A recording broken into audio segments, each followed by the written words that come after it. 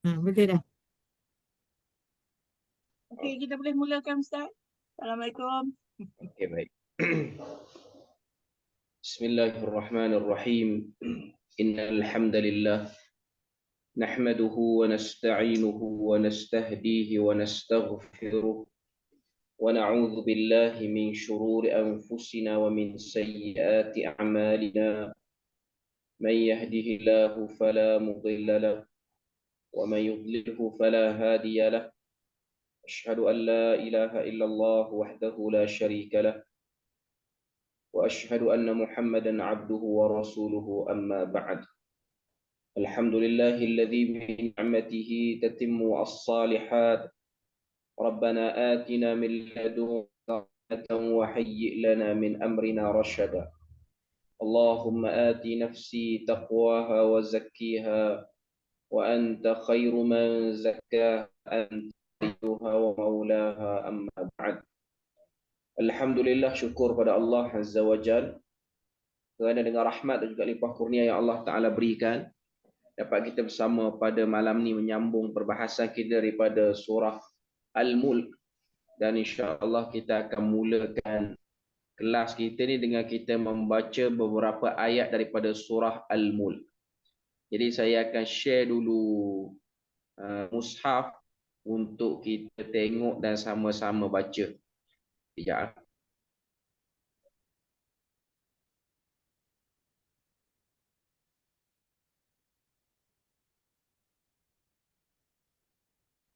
Okey.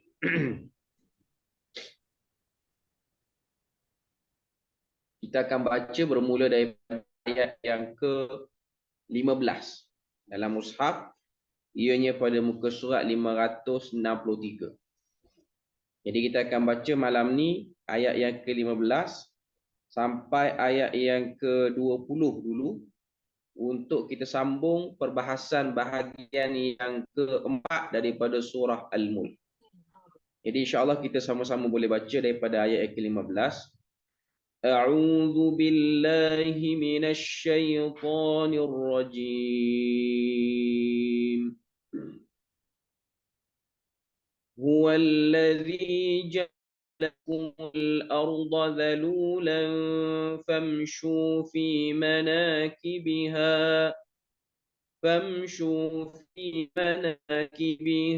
wa kulu min rizqihi wa ilayhin nusyur.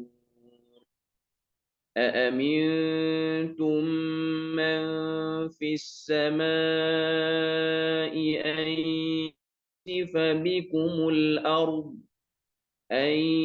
يخسف بكم الأرض فإذا هي تمور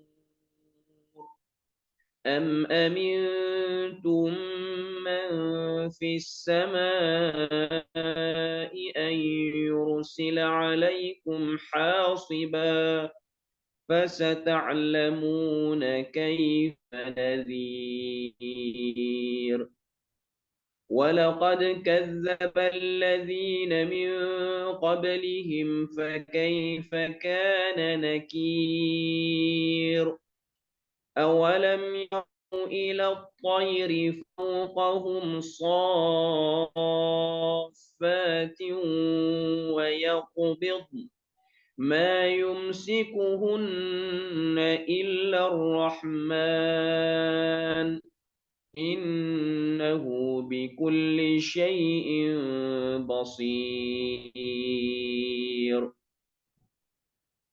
أمن هذا الذي هو جند لكم ينصركم من دون الرحمن إن الكافرون إلا في غرور. Alhamdulillah. Bacaan daripada ayat yang ke-15 sampailah ayat yang ke-20 daripada surah Al-Mulk. Jadi kita tengok dulu dia punya terjemahan.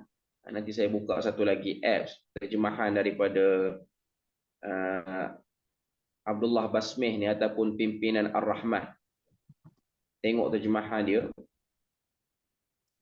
Ya.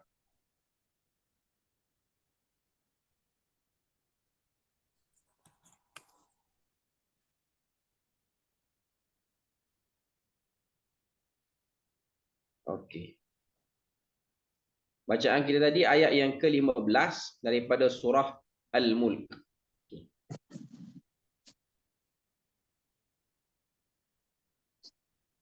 Tengok terjemahan dia, ayat yang ke-15 daripada surah Al-Mulk.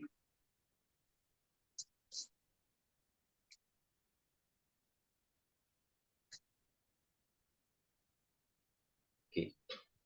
Ayat yang ke-15 daripada surah Al-Mulk, Allah Ta'ala sebut, Huwallazi ja'ala lakumul arda dhalula. Dialah yang menjadikan bumi bagi kamu mudah digunakan. Famshu fi manakibiha. Maka berjalanlah di merata-rata ceruk rantaunya. Wa kulu min rizqih, serta makanlah dari rezeki yang dikurniakan oleh Allah Azza wa Jal.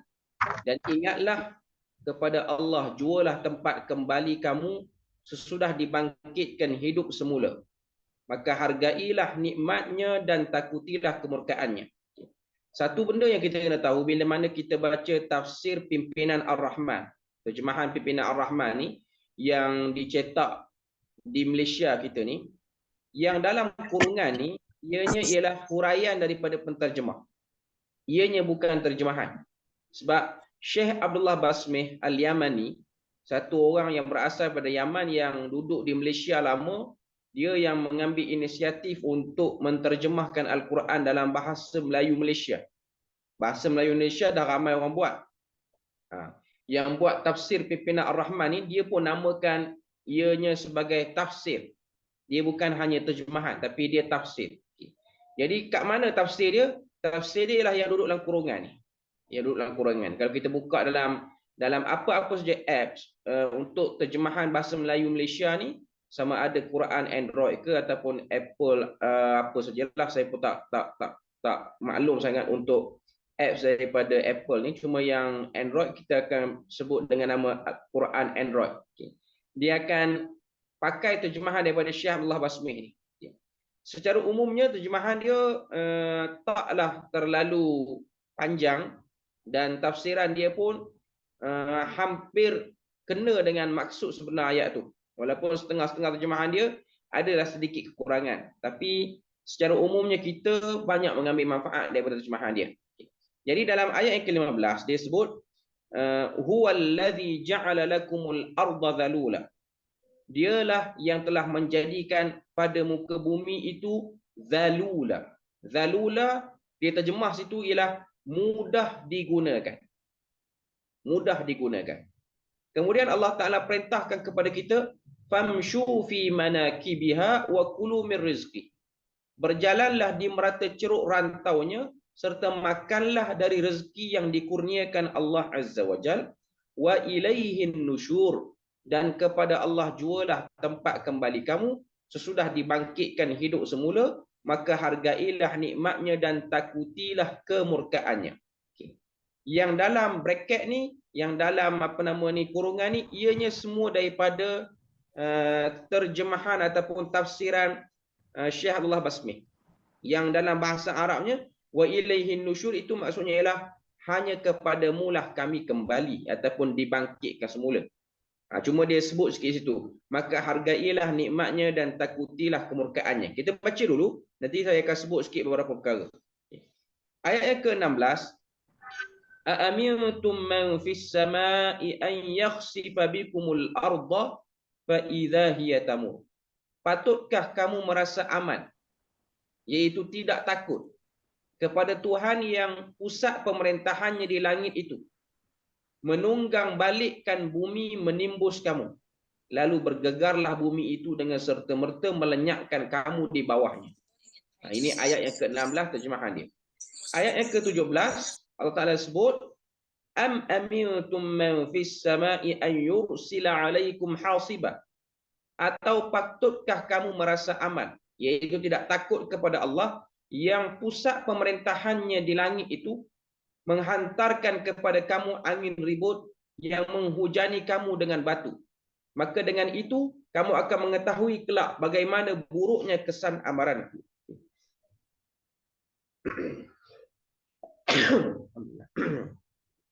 Allah Ta'ala sebut pada ayat yang ke-17, fasata'lamuna kaifa nadhir.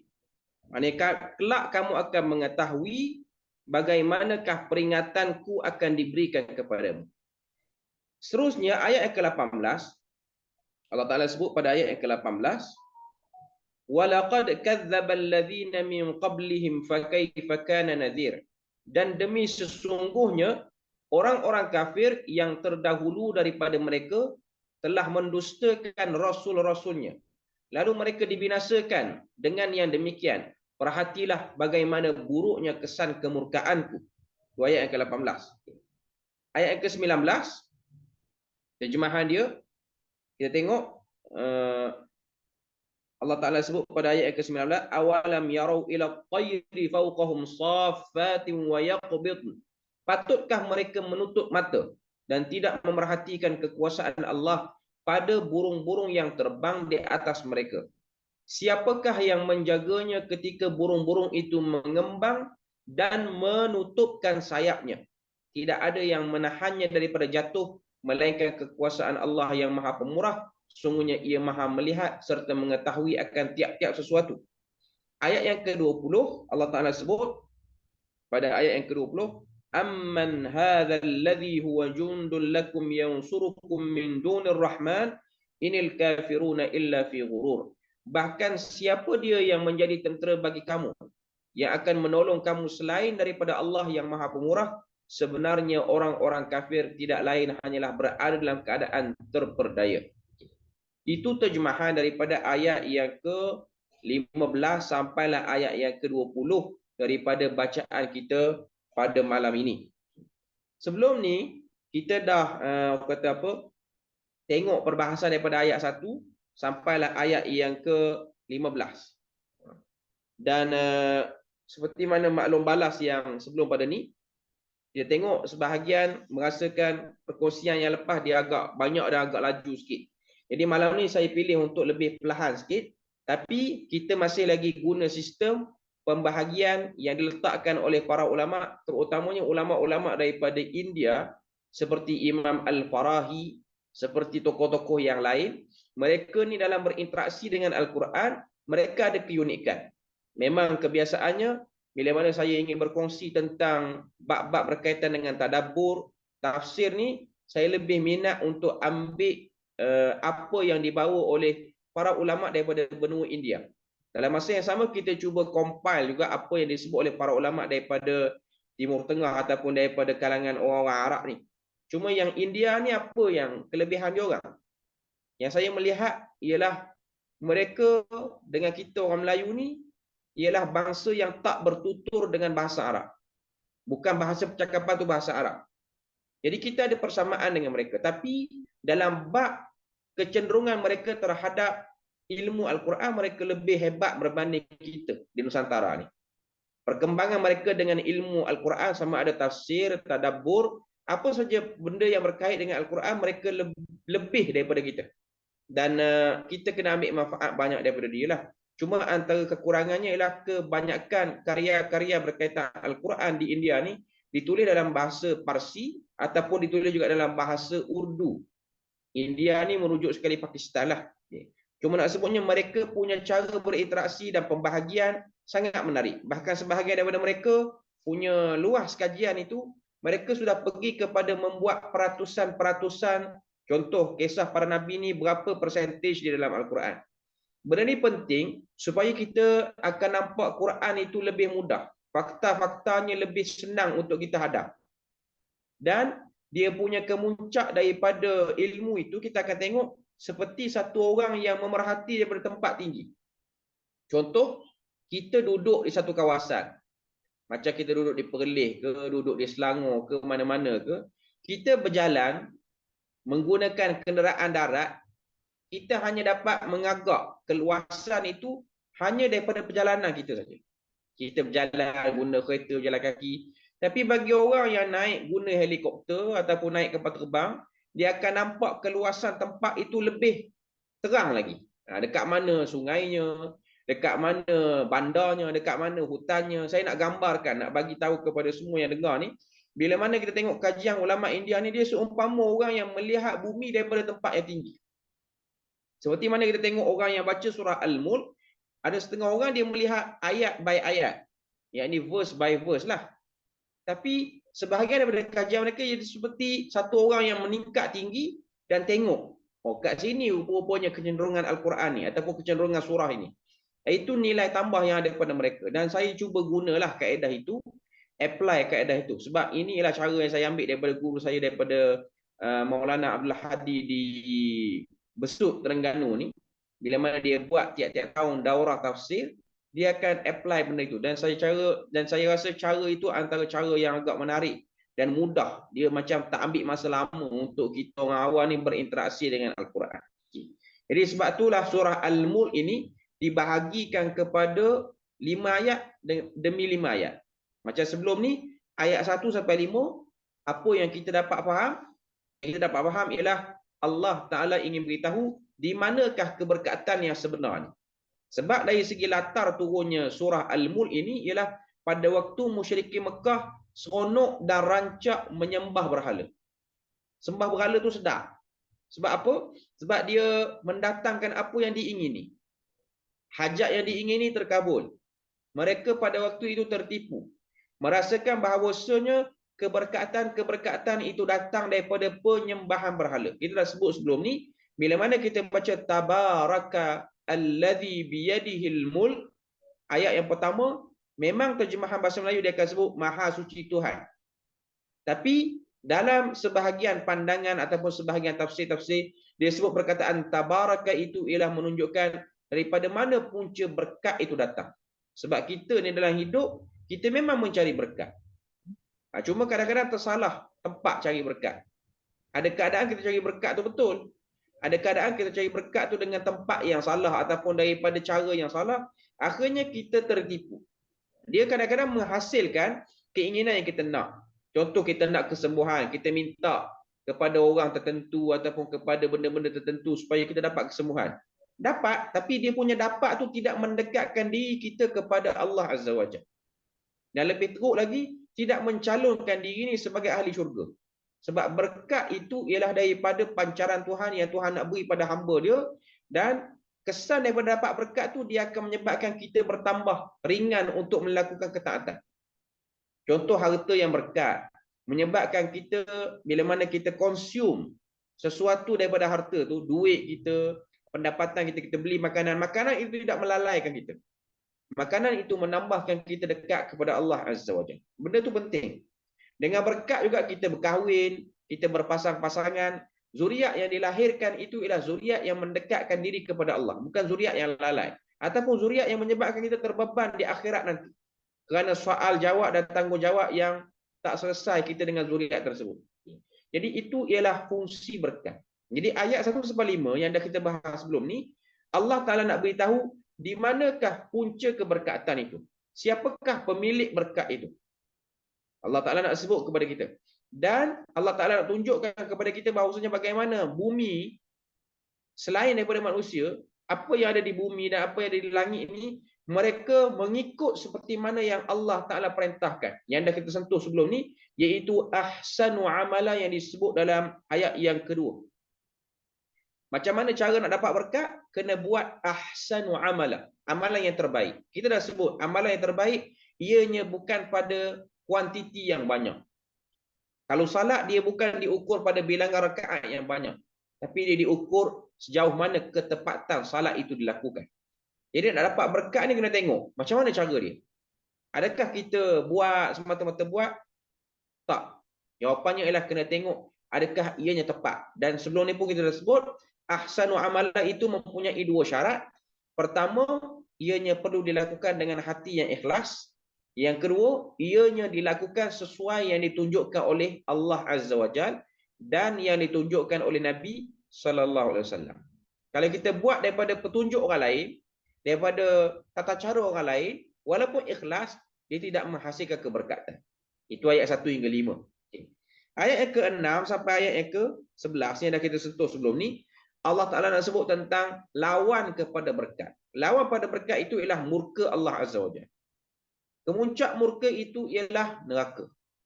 Bila mana Allah Ta'ala murka pada satu hambanya, maka dia akan letakkan hambanya itu ke dalam neraka. Ini kemuncak kemurkaan Allah Azza wa Jalla. Kemuncak kemurkaan Allah Azza wa Jalla. Kemudian ayat yang ke-12 sampailah ayat yang ke-15 yang kita tengok pada perbahasan yang lepas. Allah Ta'ala nak sebut kepada kita, intailah, tengoklah alam sekeliling kamu. Macam mana mereka tunduk patuh kepada Allah Azza wa Jalla sehingga mereka itu menjadi punca kamu mendapat keberkatan. Dan juga beriman bahawasanya Allah Azza wa Jalla itu Maha mengetahui dan mengiktiraf kekuasaan kerajaan Allah Azza wa Jalla. Sambungannya pada malam ni. Malam ni kita nak tengok bahagian yang keempat daripada surah Al-Mulk. Bahagian yang keempat daripada surah Al-Mulk ni dia ada beberapa elemen. Yang pertama sekali, Tuhan nak tunjukkan kepada kita daripada ayat yang ke-15 bagaimana bumi ini yang kita pijak, yang kita hidup tinggal padanya telah dijinakkan oleh Allah Ta'ala untuk menjadi satu elemen kita mendekatkan diri pada Allah. Bumi ini Allah Ta'ala jadikan dia jinak. Saya guna istilah jinak tu sebab kita tengok dalam ayat yang ke-15, perkataan zalula. Zalula tu maksudnya ialah ianya mudah diuruskan. Bumi ini kita boleh buat apa saja yang kita nak. Daripada tanahnya, daripada haiwan-haiwan yang tinggal di atasnya, sama ada haiwan ternakan ataupun haiwan buas. Walaupun namanya haiwan buas, tapi manusia ni dia boleh ambil juga manfaat pada haiwan buas tu. Sebab tu kita tengok, walaupun namanya haiwan buas, tapi ada setengah haiwan buas yang terancam. Sebab ada orang tangkap. Sebab ada orang cuba dapatkan manfaat pada haiwan tu. Sama ada harimau ke, beruang ke, ular yang kita kira sebagai kategori ular yang berbisa, yang memang bersifat pemangsa. Tapi dengan sebab manusia ni, Allah Ta'ala beri akal pada dia, ianya mudah untuk ditangkap, dijinakkan. Ataupun contoh yang kita tengok, sarkas apa semua tu, walaupun nampaknya buas, tapi hakikatnya dia dijinakkan. Okay. Nak sebut pada kita bahawasanya manusia di atas muka bumi ini, Tuhan nak tutup sebab supaya manusia tak kata Allah Ta'ala ni payahkan urusannya atas muka bumi. Jadi Tuhan beritahu awal-awal, muka bumi itu sifatnya ialah zalul. Zalul ni ringan untuk diuruskan. Tak payah. Nah, ini benda yang kita kena tahu. Tujuan apa? Tujuan itulah nak tunjuk betapa Allah Ta'ala memiliki keberkatan. Allah Ta'ala memiliki keberkatan sehingga dia jadikan bumi ni dari segi tenaga manusia hakikatnya payah. Tapi dengan berkat Tuhan, Allah Ta'ala jadikan kita boleh urus. Sebab tu kita tengok, manusia yang tubuhnya kecil boleh membina binaan yang besar. Buat rumah, rumah lagi besar pada kita. Tapi Allah Ta'ala mudahkan dengan keberkatan yang Tuhan beri, akhirnya Allah Ta'ala mudahkan pada kita ni tanah, pasir, debu, segala jenis elemen-elemen untuk buat bangunan ni dimudahkan sehinggalah terbentuklah bangunan yang kita tinggal di dalamnya. Itu ialah bentuk keberkatan. Dan juga galian-galian dalam bumi. Manusia guna jual beli dia nilaian-nilaian daripada emas dan perak. Ini ialah bentuk-bentuk penjinakan alam oleh Allah Azza wa Jalla. Itu sebagai tanda bukti berkat tu datang pada Allah. Maknanya tak perlu minta pada benda lain pun, manusia ni dia boleh ambil kemudahan yang ada atas muka bumi ni dengan cara yang begitu mudah. Tanpa dia perlu untuk melakukan penyembahan ataupun ritual-ritual kemuliaan, penghormatan kepada makhluk lain. Sebab merujuk kepada musyrikin Mekah pada waktu itu, mereka ini suka untuk menyembah, menyeru makhluk lain. Itu antara sebab turunnya surah Al-Mulk ni sebagai kata putus Allah Azza wa Jalla. Kalau kamu masih nak buat benda tu, kamu akan dapat murka. Tapi kalau kamu ingin surrender ataupun ingin menyerah kalah, nak berhenti dah sembah berhala ni, nak balik kepada tauhid, nak cari berkat dengan cara yang betul, maka Allah Ta'ala ingatkan pada ayat yang ke-15, sifat muka bumi itu mudah. Sebab musyrikin Mekah pada waktu itu, bahkan bukan setakat musyrikin je lah, mana-mana bangsa yang terbiasa dengan menyembah selain pada Allah Ta'ala, termasuk kita lah orang Melayu pun. Sebab kita pun tahu, kita orang Melayu ni kita mengalami pertukaran agama yang banyak. Kalau kita tengok dalam sejarah orang Melayu kita lah, kita mula dengan animisme, dinamisme, lepas tu kita pergi kepada Hindu, Buddha, baru datang Islam. Ini dari segi antropologi, dari segi kajian sejarah menunjukkan. Maknanya orang Melayu ni dia ada cerita ataupun dia ada ciri-ciri pernah menyembah berhala juga dulu. Sebab tu berlakunya asimilasi. Walaupun dah masuk Islam, masih lagi bawa elemen-elemen nak berdamai dengan alam. Sebab tu sesimpel-simpel khurafat yang ada dalam orang Melayu ialah percaya pokok ni ada semangat tertentu, kawasan ni ada roh tertentu. Jadi Allah Ta'ala nak beritahu, benda tu tak ada. Benda tu ialah kesan daripada zalul. Kesan daripada aku yang menyebabkan alam tu jinak. Bukan daripada keberkatan pokok tu. Tapi Allah Ta'ala yang memberikan. Menyebabkan berkat tu berlaku. Menyebabkan turunnya kemudahan kepada kamu. Kemudian Allah Ta'ala sebut dalam ayat yang ke-15, famshu fi manakibiha. Orang yang belajar bahasa Arab dia akan tahu perkataan famshu itu ialah fi'il amar yang bermaksud arahan. Famshu mai pada perkataan masya yang bermaksud berjalanlah. Allah Ta'ala perintahkan kepada kita untuk berjalan. Fi manakibiha. Di setiap penjuru. Penjuru ni maksudnya laluan-laluan. Ataupun bahasa mudahnya untuk kita faham, ialah Allah Ta'ala perintahkan pada kita untuk kita tengok di semua merata ceruk bahagian di atas muka bumi. Cuma perkataan manakibiha, nakaba yunakibu ni, ialah tempat-tempat yang menjadi pertukaran kebudayaan. Itu lebih tepat lagi lah. Maknanya orang yang banyak mengembara atas muka bumi, jadi mengembara jalan kaki ni, dia akan lebih mudah melihat bagaimana berlakunya asimilasi alam. Ini malam ni kita banyak sikit nak kena tengok benda-benda yang berkaitan dengan alam. Contoh satu orang yang biasa travel jenis jalan darat ni, dia kalau travel dengan flight dia tak nampak benda ni. Travel dengan jalan darat, kita akan naik kereta ataupun apa-apa sajalah. Okay. Kenderaan darat ni kita akan tengok berlakunya asimilasi bahasa. Saya bagi contoh apa yang saya alami. Contoh di Perlis. Saya bukan orang Perlis, saya duduk di Terengganu. Tapi bila mana kita pergi ke Perlis, kita akan tengok asimilasi percakapan bahasa. Bermula dengan wilayah utara yang pertama, Perak. Orang Perak dia ada logat yang sendiri. Maaf kalau ada orang Perak dalam ni. Dia ada border dia. Dia ada Perak yang lain sikit bunyi dia. Dan dia ada Perak yang lebih dekat kepada orang Kedah cakap. Okay. Yang ujung-ujung yang nak masuk Penang apa semua. Yang ni lebih mirip kepada percakapan orang Kedah. Bila mana masuk ke Penang, dia ada lenggok dia sendiri. Bila mana masuk ke Perlis, sebab dulu saya sendiri berpandangan wilayah utara, orang utara cakap sama.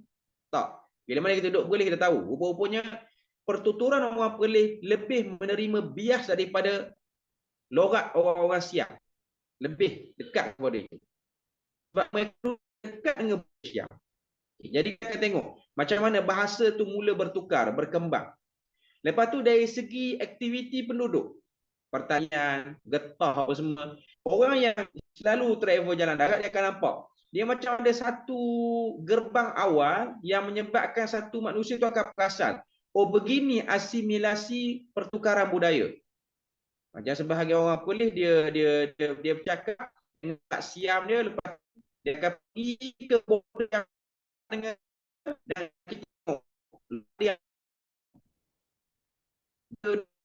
dia dan bila mana kita masuk Thailand kita akan nampak perkembangan dia lebih lagi ataupun lebih jelas lagi. Begitu jugalah kalau kita pergi ke mana border-border yang dekat. Kalau kita banyak dulu border ni kita akan nampak dia punya percakapan bahasa dia. Kalau saya dulu di Terengganu, Kemaman dengan Kuantan ni. Kuantan faham, Kemaman Terengganu. Percakapan Lain Ustaz tak cantik. Dah hilang terus. Lain Ustaz tak cantik.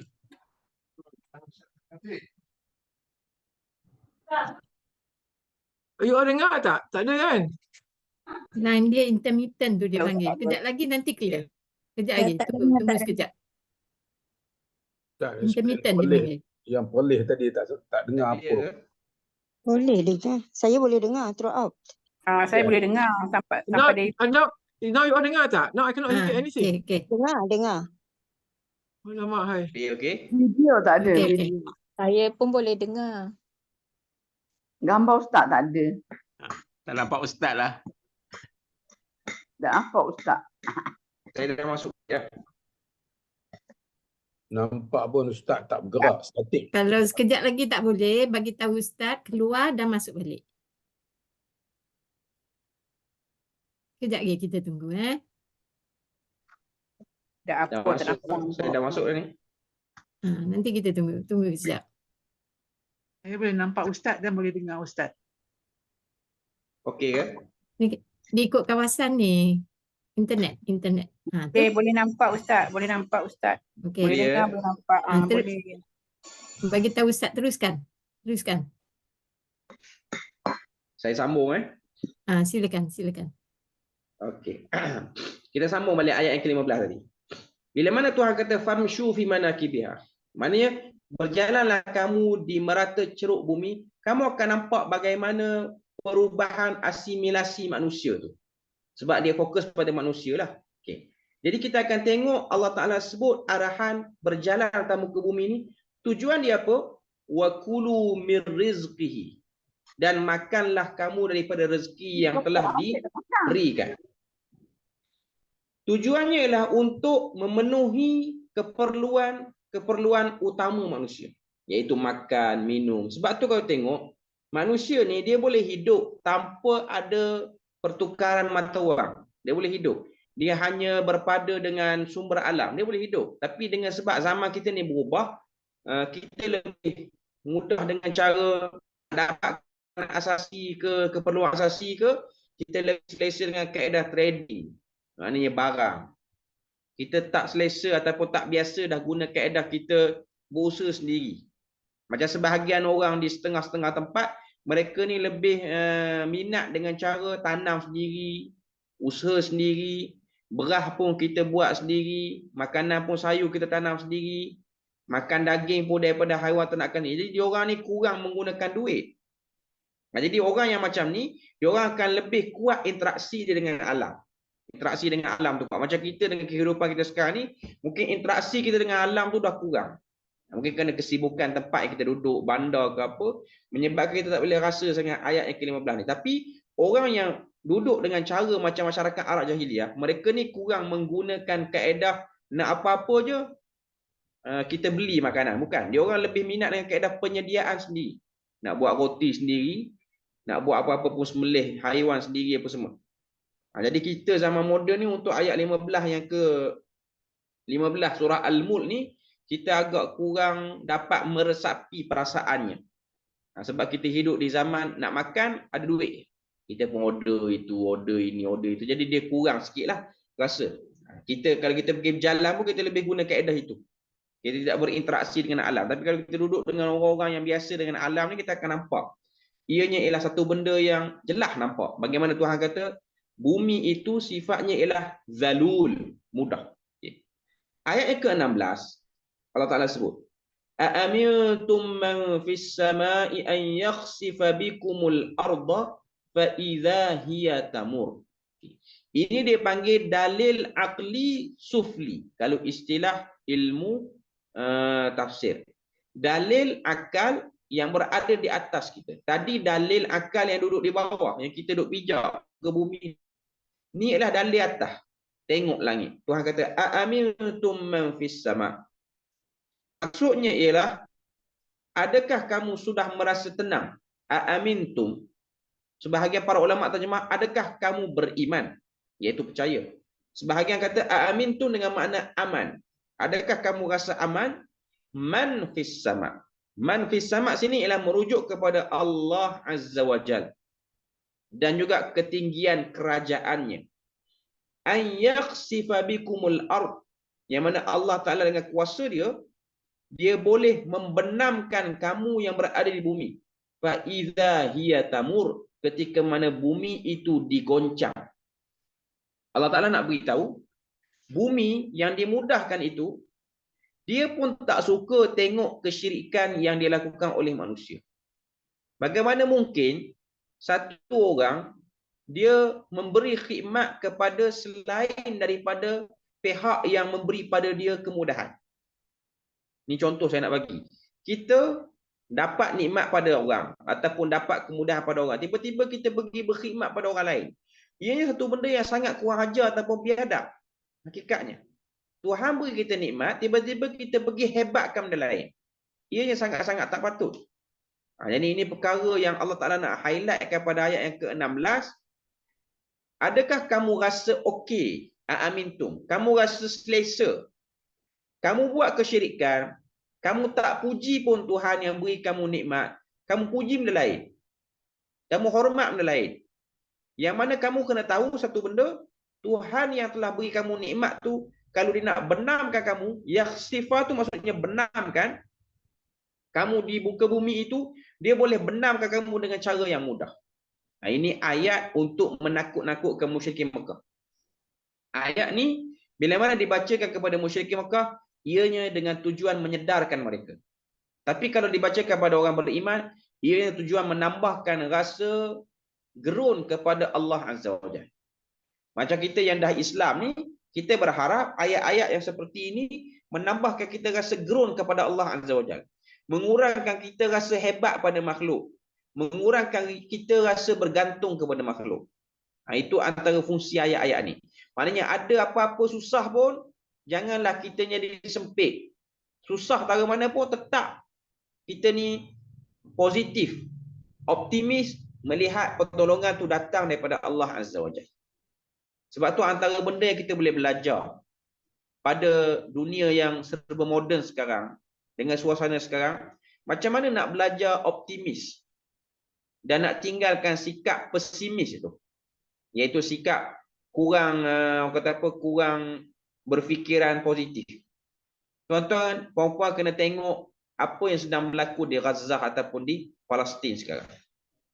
Mereka semua ni daripada kalangan penduduk bumi yang Allah Ta'ala angkat kepada mereka kerusingan urusan dunia yang melampau. Itu pandangan saya lah. Sebab saya sendiri di KUIK ni pun ada sebahagian daripada pelajar-pelajar daripada Gaza, daripada Palestin yang menerima beasiswa dan belajar di sini. Sebahagian mereka dah habis, sebahagian mereka sudah pun syahid di bumi dia orang. Ada 2 orang yang balik ke Gaza dan 2 orang yang kami terima maklumat, 2 orang dah syahid di Gaza. Muda lagi. Apa yang saya tengok? Apa yang saya tengok dengan mata kepala sendirilah. Apa yang ada pada penduduk-penduduk Gaza ini ialah Tuhan angkat mereka kerusingan terhadap urusan dunia. Daripada orang lelakinya, kepada wanitanya, kepada golongan dewasanya, sampailah golongan tua, dan juga daripada golongan kanak-kanak pun, budak-budak pun. Mereka tidak lagi memikirkan untuk berangan-angan dengan angan-angan duniawi. Tak ada. Melainkan mereka bangkit pada waktu pagi, bangkit pada tidur, fikir, kita hari ini akan mati dekat penjuru mana di bumi ini. Hari-hari dia orang memikirkan benda itu. Dan mereka telah melihat kematian itu bukan benda yang menakutkan. Kematian itu adalah benda yang ditunggu-tunggu, dinanti-nantikan. Dia beza dengan orang yang cinta dunia, dia takut pada kematian. Tapi orang yang sudah jelas padanya akhirat, dia akan merindui kematian itu. Dia menunggu-nunggu kematian. Jadi dia duduk atas muka bumi ini, dia sedar ianya ialah sebagai perhentian semata-mata. Dia macam ni saya nak bagi kepada tuan-tuan dan puan-puan yang ada. Kita baca ayat yang ke-15, 16, 17, 18 dan 19 ni, maknanya bahagian keempat ni, Tuhan nak suruh kita sedar bahawasanya bumi yang aku jinakkan ni ialah untuk mendekatkan diri kamu pada aku. Bukan untuk kamu leka, seronok, apa semua, bukan. Dia hanya kemudahan. Contoh mudah saya bagi pada tuan-tuan dan puan-puan. Kita pergi musafir mana-mana. Contoh daripada KL nak pergi ke Kedah ke, daripada Kedah nak pergi ke KL ke, kita akan lalu lebuh raya yang ada di Malaysia ni lah. Nak pergi ke Terengganu ke apa, lebuh raya Pantai Timur ke, lebuh raya Utara Selatan ke, dengan tujuan masing-masing. Contoh katalah saya daripada Perlis nak pergi KL. Kita pun lalu beberapa RNR ni. Di RNR yang disediakan oleh PLUS ni, dia ada banyak kemudahan. Tanda elok, surau elok, kedai makan banyak. Nak beli makanan-makanan yang jarang ada jual dekat kampung kita pun ada. Bila mana kita sampai RNR, kita tengok kemudahan RNR, kita terlupa destinasi yang kita nak pergi. Mana kita ni, contoh saya daripada Perlis nak pergi KL, tiba-tiba sampai dekat Gunung Semanggul ke, seronok dekat Gunung Semanggul tu. Tiba-tiba tak jadi pergi KL. Tiba-tiba bagi tahu dekat orang yang musafir yang kita pergi tahu kat isteri ke, kita tak jadi dah pergi KL, kita duduk sini lah. Kita duduk sini, kita makan sini, kita pun mati sini lah. Kita tak jadi dah. Kita kereta pun kita jual apa semua. Kita seronok dengan RNR ni. Ini antara benda yang silap. Walaupun hebat tara mana RNR itu, canggih tara mana RNR itu, ada pawagang ke, ada apa ke, segala apa. Orang boleh share kita tetap tidak melupakan tujuan asal nak pergi KL tu. Walaupun kita jumpa ahli family, ahli keluarga yang rapat apa semua. Jadi Allah Taala nak beritahu pada ayat 15, 16 dan 17 juga. Kalau kamu merasakan diri kamu seronok dengan dunia ni, janganlah menyebabkan kamu lupa tujuan kamu nak pergi akhirat. Jangan jadikan kamu melobakan dunia tu. Jadi kita tak akan bermusafir dengan cara tu. Bermusafir dengan cara melupakan tujuan. Mustahil. Maknanya kita beritahu dekat anak-anak, kita sekarang ni kita berhenti sini lah. Awak semua ni kena tukar sekolah, kita sekolah sini je. Kita tak jadi dah pergi ke mana-mana. Kita duduk sini. Balik kampung pun tidak, pergi ke sana pun tidak. Kita seronoklah di RNR ni, kita akan terus duduk di RNR ni sampai bila-bila pun. Ianya mustahil. Ianya ialah satu benda yang sangat pelik. Banyak orang kata pelik betul dia ni. Asalnya nak musafir, tiba-tiba batal musafir kerana seronok dengan RNR. Dunia ini ialah bersifat RNR. Dia merehatkan kita dalam ibadah. Dengan sebab adanya nikmat-nikmat yang Tuhan beri pada kita atas dunia ni, kita pun jadi rehat dalam ibadah. Tenang ibadah kita. Makan cukup, apa semua. Kita pun tak jadi beribadah dalam keadaan yang lapar, yang keadaan yang penat. Tak. Kita boleh rehat, kita boleh buat apa-apa. Dengan cuaca yang Tuhan beri, apa semua, boleh tidur dengan baik. Sepatutnya kita menjadikan dunia ini sebagai tempat untuk kita tunggang ke akhirat. Menunggang dunia ke akhirat, yang tu tak apa. Tapi menunggang agama sehingga hancur akhirat, yang tu bahaya. Jadi ayat-ayat ni Allah Ta'ala nak beritahu kepada kita semua, supaya sedarlah tentang zat yang memberikan kepada kamu kemudahan. Seperti mana pada ayat 15 tu.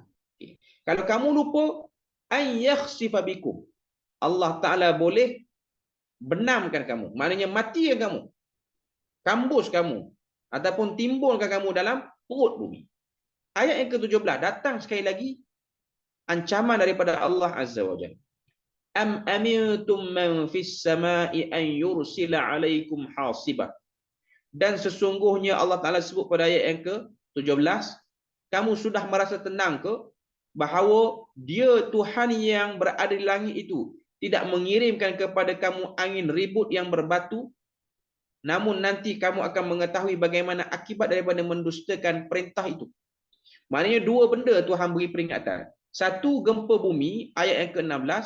Yang kedua, ribut yang boleh menumbangkan manusia. Sebab kedua benda ini sangat-sangatlah ditakuti oleh musyrikin Mekah. Sebab mereka memang risau. Sebab bumi Mekah itu adalah bumi yang sangat mudah berlakunya gempa bumi. Walaupun kita pergi sekarang, kita tak dengar sangat gempa bumi. Tapi asalnya ianya ialah sebuah dataran yang tak berapa kukuh. Dan juga tempat berlakunya ribut. Tempat berlakunya ribut. Jadi ini benda yang ribut pasir lah maksudnya. Maksudnya dua benda ni memang menakutkan mereka. Jadi kita pun macam tu lah. Macam kita di Malaysia ni, apa yang menakutkan kita? Hujan sampai banjir. Takut betul hujan sampai banjir. Takut rosak harta benda, takut tenggelam itu, tenggelam ini. Jadi Tuhan ancam diorang dengan, kalau kamu tak nak berdamai dengan Tuhan, ingat, apa azab yang mudah turun pada kamu. Ayat yang ke-17. Ayat yang ke-18. وَلَقَدْ كَذَّبَ الَّذِينَ مِنْ قَبْلِهِمْ فَكَيْفَ كَانَ نَكِيرٌ. Dan sesungguhnya orang-orang yang sebelum mereka pun telah mendustakan para rasulnya dan telah dibinasakan. Betapa hebatnya kemurkaanku. Ayat yang ke-18 ni ialah dalil naqli. Tadi dalil akal, ni dalil naqli. Naqli ni maksud dia apa? Nukilan daripada maklumat lepas. Terutamanya daripada kitab-kitab daripada nabi-nabi terdahulu. Sama ada Taurat ke, Injil ke, apa sajalah. Allah Ta'ala beritahu pada ayat yang ke-18, sesungguhnya telah menipu kaum-kaum yang terdahulu terhadap rasul-rasul mereka. Fakaifa kana nakir. Maka lihatlah bagaimana berlakunya kemurkaanku. Allah Ta'ala nak beritahu kepada penduduk Mekah, tengoklah di kiri dan kanan Mekah. Kiri kanan Mekah ni ialah Yaman dan juga Syam. Syam ni merujuk kepada Palestin hari ni, merujuk kepada Jordan, merujuk kepada Syria. Kalau Yaman ni dia merujuk kepada Oman dan juga Yaman sekarang lah. Kedua-dua ni di kiri dan kanan Mekah ni ialah dua wilayah yang dulu pernah ada Nabi, dulu pernah ada Rasul. Dan pernah juga ada umat-umat yang engkar kepada Nabi dan Rasul mereka. Dan Tuhan kekalkan di kiri dan kanan Mekah ni tempat-tempat yang menjadi azab kepada penentang-penentang wahyu. Contoh paling mudah yang kita boleh tengok ialah Al-Ula ataupun Al-Hijr yang berada di Arab Saudi. Yang kita tengok ianya ialah tempat kaum Samud dulu. Kaum yang diazab oleh Allah Ta'ala. Nabi ni bila mana nak pergi perang Tabuk, lalu situ Nabi suruh para sahabat ni jangan berhenti. Maknanya mereka awalnya para sahabat ni dia berhenti, dah pacak kemah apa semua, nak berehat. Tiba-tiba Nabi kata, tinggalkan. Ambil semua. Makanan-makanan yang dimasakkan pun tinggalkan. Sebab tempat ni tempat yang diazab oleh Allah Azza wa Jalla. Tidak dimasuki tempat ini melainkan untuk mengingati Allah Azza wa Jalla. Benda tu penting. Sebab kita kalau pergi ke tempat yang macam tu, kita tidak pergi dengan ria, tapi kita pergi dengan orang kata apa? Dengan sebab nak mengingati azab Allah Azza wa Jalla. Jadi kita boleh pergi tengoklah tempat-tempat yang pun turun kemurkaan Allah Azza wa Jalla ni. Supaya kita dapat ambil peringatan. Sebab memang cara manusia ni dia nak dapatkan sesuatu benefit yang baik dalam hidup ialah dengan tengok sejarah. Sejarah tidak boleh diabaikan. Jadi kita tengok di kiri kanan. Macam kita di Malaysia ni, kawasan mana yang kita boleh ambil pengajaran? Mungkin kita boleh pergi tengok tempat yang pernah kena banjir ke, pernah kena tsunami ke, tapi kita taklah kata itu murka Tuhan. Cuma nak katanya bersedialah. Kalau kita tak bersedia, kita akan didatangkan dengan benda yang bersifat tiba-tiba. Sentiasa menjadikan diri ni taat kepada Allah Azza wa Jalla. Kemudian ayat 18 lagi ada sikit lagi yang kita nak sebut ialah fakaifa kana nakir. Maka lihatlah bagaimana berlakunya kemurkaan Tuhan. Perkataan yang digunakan murka Tuhan ni ialah nakir. Nakir ni maksudnya ialah tak dikenali. Maknanya umum. Anonymous lah, maknanya tak ada nama. Tak jelas, majhul. Allah Ta'ala sebut dan murka Tuhan ni bila mana dia turun, dia bersifat nakir. Nakir ni maksud dia apa? Turun kena belaka. Yang taat pun kena, yang murka lagi-lagi lah kena. Sebab tu kerja yang perlu dilakukan oleh orang-orang yang sedar murka Tuhan tu bahaya, ialah dengan menyampaikan peringatan kepada orang-orang yang lalai. Beritahu dekat orang-orang yang lalai, kalau kamu teruskan lalai, maka kamu akan mendapat murka. Murka tu bukan kamu je kena, aku pun kena. Sebab tu nak kena buat kerja menyampaikan benda-benda yang bersifat nasihat kepada orang ni. Basyiran wa nadhira. Beri berita gembira dan juga beri kepada mereka ni peringatan akan murka Tuhan. Sebab tu perkara ni ialah daripada perkara yang penting. Kita jangan ambil mudah. Kita jangan rasa ianya benda yang main-main, bukan. Sebab azab Tuhan ni bila dia turun, nakir. Sebab tu dalam bahasa Arab kita belajar satu elemen dalam kata nama dia panggil nakirah, tak dikenali. Bila mana azab Tuhan dia turun dengan sifatnya nakir. Semua kena. Orang yang beramal 50-50 pun kena, beramal sungguh pun kena, tak beramal langsung pun kena.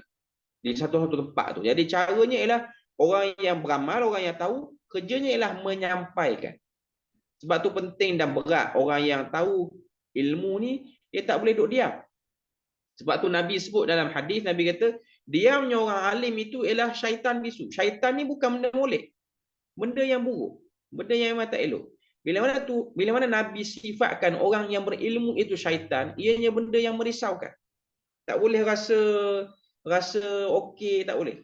Sebab tu kita bila mana ada orang-orang alim yang tak banyak bercakap, diam banyak, kita risau. Sebab apa? Dia menjemput azab Tuhan. Apatah lagi orang yang lalai. Apatah lagi orang yang lalai. Semua benda ni akan menyebabkan azab Tuhan tu turunlah bentuk nakir. Iaitu turunlah bentuk rambang macam tu. Dia turun terus sekaligus. Ayat yang seterusnya iaitu ayat yang ke-19. Allah Ta'ala sebut pada ayat yang ke-19. Awalam yarau ila at-tayri fawqahum saffatin wa yaqbidn ma yumsikuhunna illa ar-Rahman innahu bikulli syai'in basir. Ayat yang ke-19, tidakkah mereka memerhatikan burung-burung yang mengembangkan dan mengucupkan sayapnya? Tidakkah kamu tengok kepada burung yang berada di atas kamu, safatin. Safat maksudnya kembangkan sayap. Wa yaqbidn maksudnya dia katuk sayap dia tu.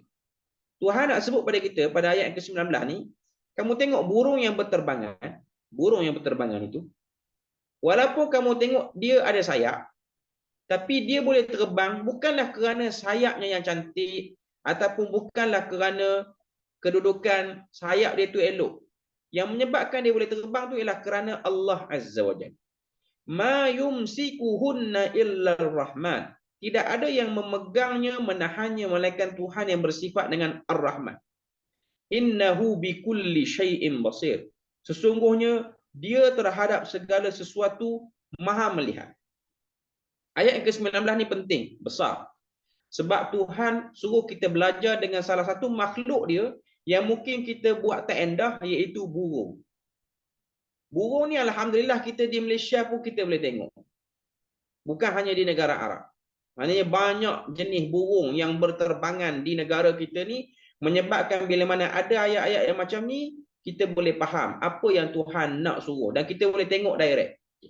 Pertama sekali, bila mana kita tengok ayat ni, kita mesti akan teringat dengan hadis Nabi. Nabi kata tentang perumpamaan Nabi jiwa orang yang bertawakal.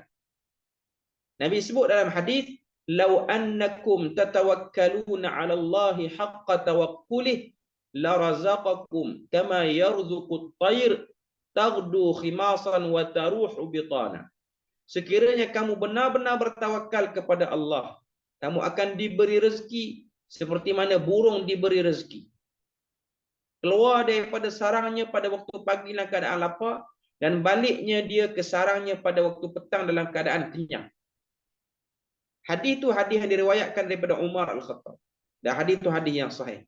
Nabi kata orang yang benar-benar bertawakal pada Allah, ianya diumpamakan seperti hati burung. Sebab apa kena tengok pada burung?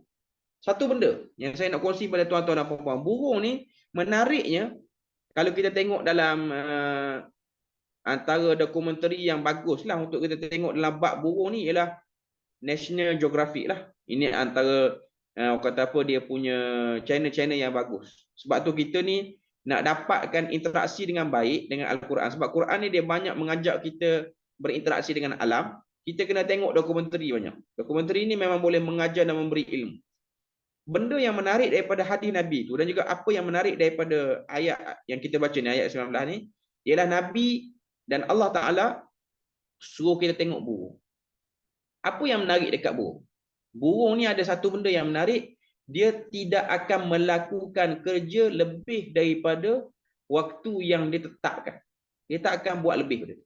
Sebab tu Nabi sebut, taghdu khimasan wa taruhu bitana. Dia keluar pagi, perut kosong, balik petang, perut dia penuh dan dia boleh beri makan kepada anak-anaknya di sarang. Sebab tu kita akan tengok dalam dunia ni, burung ni dia buat kerja overtime. Malam pun terbang. Tak ada.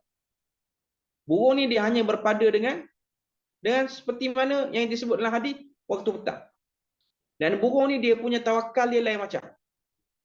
Sebab tu Nabi sebut, manusia kalau dia tawakal pada Allah, dia akan bertawakal seperti mana tawakalnya burung. Dia tak risau sangat tentang rezeki dia.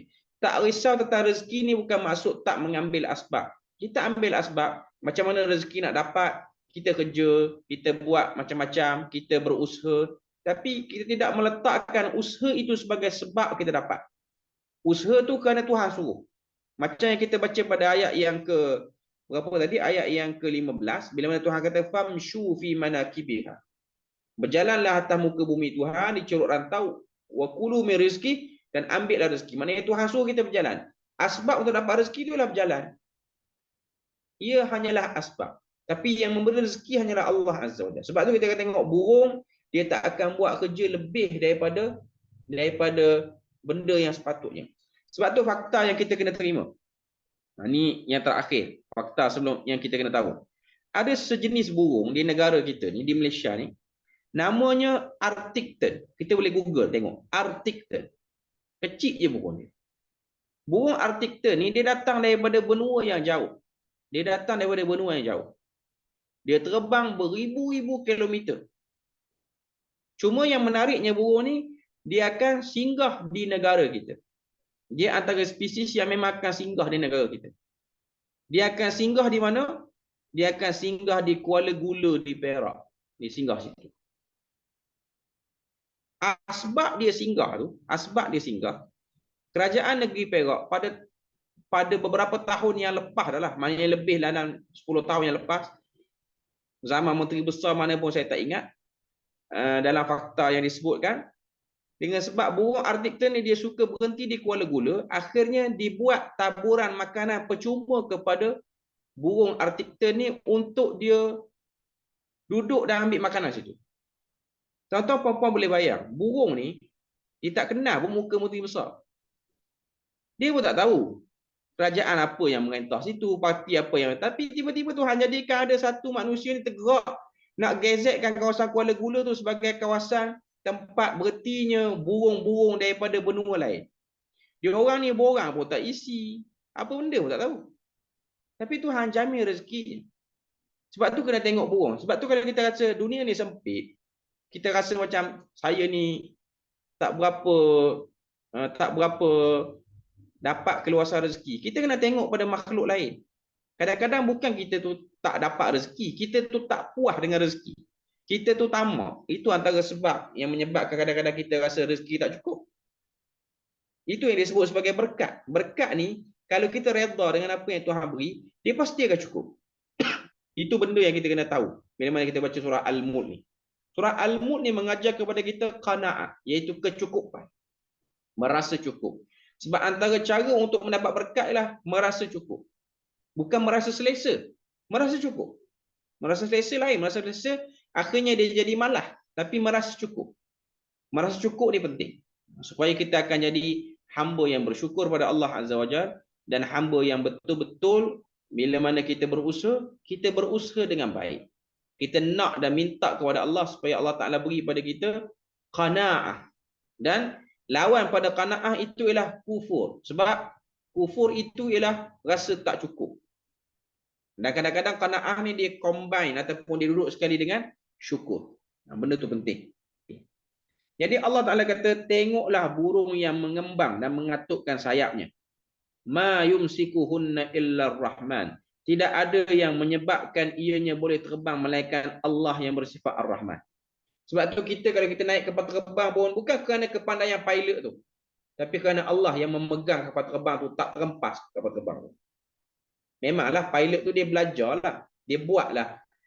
Keilmuan dia tu adalah untuk dia terbang kapal terbang. Tapi sebagai seorang Muslim, kita kena tahu jiwa seorang Muslim itu ialah jiwa yang meletakkan semuanya kepada Allah Azza wa Jalla. Ilmu itu turun kerana Allah Ta'ala meredainya. Bukan kerana kepetahan ustaz yang mengajar. Bukan kerana retorik yang digunakan oleh ustaz tu menarik. Kita pun rasa kita dapat ilmu banyak. Itu hanyalah wasilah semata-mata. Sebab Allah Ta'ala sebut wattaqullah wa yu'allimukumullah. Dan ilmu yang baik ialah ilmu yang membuahkan amal. Ada orang dia ada ilmu tapi tak membuahkan amal. Ilmu dia tu jadi mandul. Tak memberikan kesan. Jadi ini ialah benda-benda yang penting. Sebab tu kita tengok keberkatan ini ialah elemen yang diletakkan dalam surah Al-Mulk daripada harta yang sikit menyebabkan berlakunya keberkatan. Tuan-tuan boleh tengok dalam perang Badar. Sahabat-sahabat yang beri harta ni bukan banyak pun. Orang kafir dia sedekahkan harta dia orang untuk lawan Islam lagi banyak. Tapi harta orang Islam yang sedikit itu menyebabkan kemenangan berlaku dalam perang Badar, menyebabkan Islam itu sampai kepada kita hari ini. Kalau tak kerana berlakunya perang Badar, maka tak dikenalilah Islam ke Malaysia kita ni. Sebab Nabi berdoa pada malam berlakunya perang Badar. Nabi kata, in tuhlik hadhil isabah.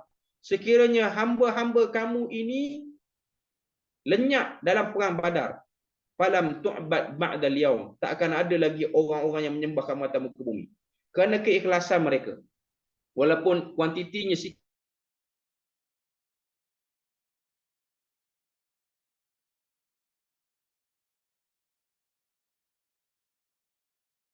Hang Ustaz, hang. Ustaz dah freeze eh?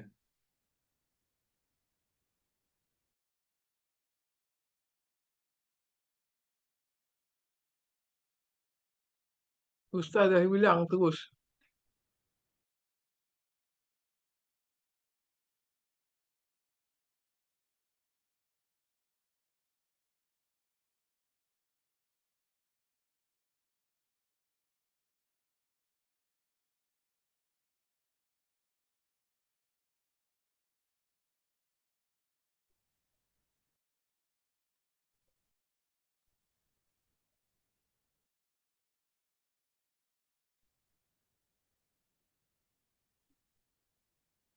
Dah Ustaz dah terkeluar dah.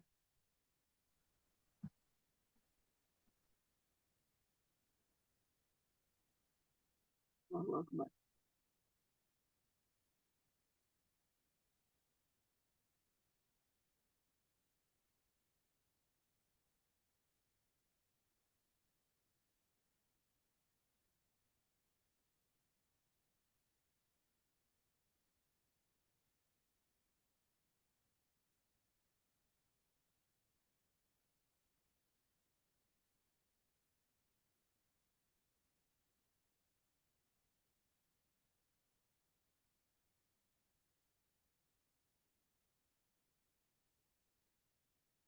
Sampai pukul apa Kak Noh? 10.30 aja. Terputus. 10.30 Oh, aja. Tengah best tak ada. oh. Sikit lagi. Alhamdulillah. Sedap lah. Setelah tengah nak tahu tadi dia punya apa yang dia nak cakap tadi kan. Kita boleh tak dengar. Tinggal saya tulis sikit lagi ayat 20. Hmm.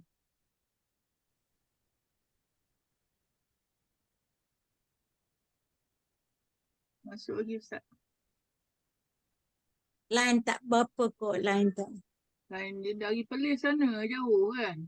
Pelis Kedah ni tak kadang tak berapa. Beli yang canggih sikit. Ustaznya ada kat mana? Pelis Pelis. kan. Perlis. Oh, kalau Terengganu ni memang tengah hujan sekarang, hujan lebat. Ustaz kan orang Terengganu, ingat ada Terengganu. Dah ada dia kerja kat Pelis.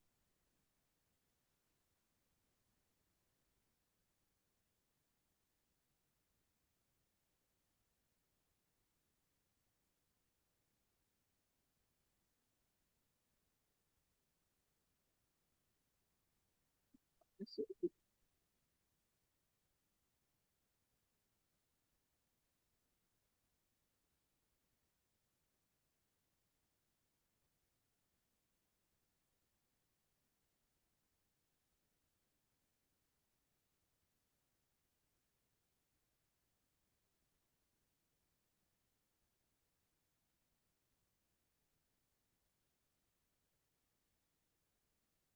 Minggu lepas putus juga Kak Noh.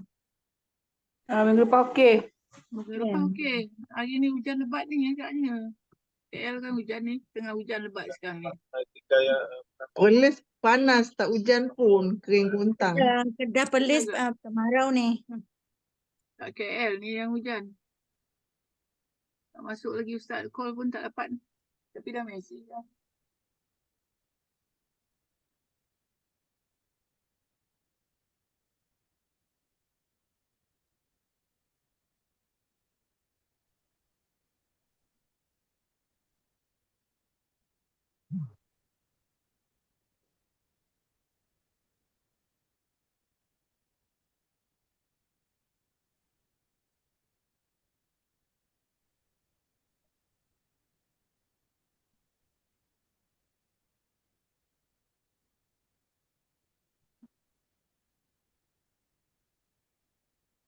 Dia nampak dia masuk.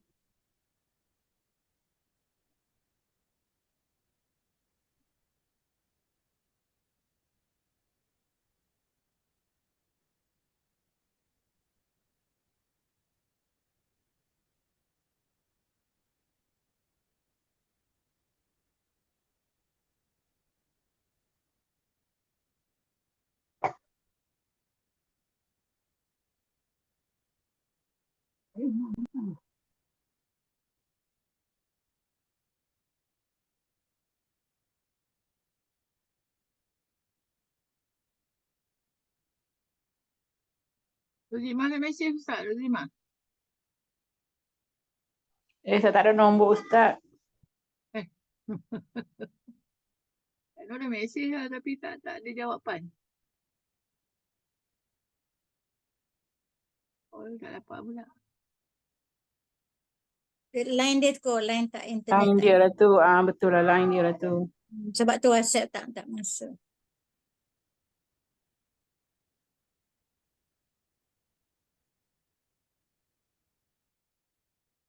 Tunggu sikit lagi macam mana. Berlaku gangguan elektrik kat sini. Kami tengah blackout ke sini tiba-tiba. Allah. Oh ya ke? Oh tak Ah, boleh tu. Blackout tak boleh lah tu. kalau blackout memang tak ada line lah kan? Kalau line langsung memang. Sekejap tanya dia. Jadi kami Oh. Sambung next week.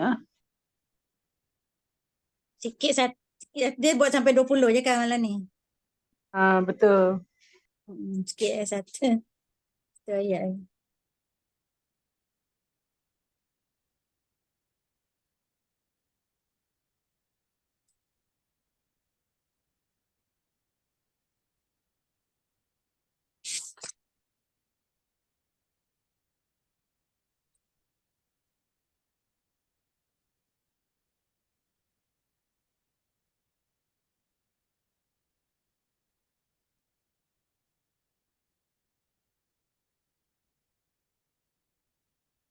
sekarang pun dah 10:30.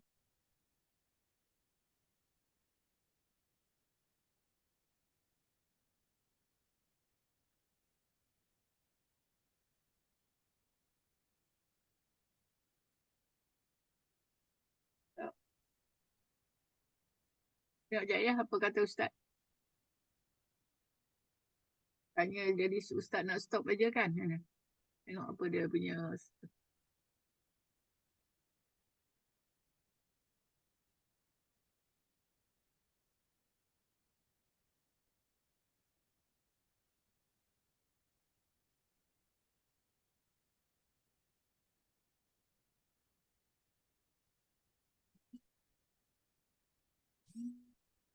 Pasal burung ni tadi tak habis je.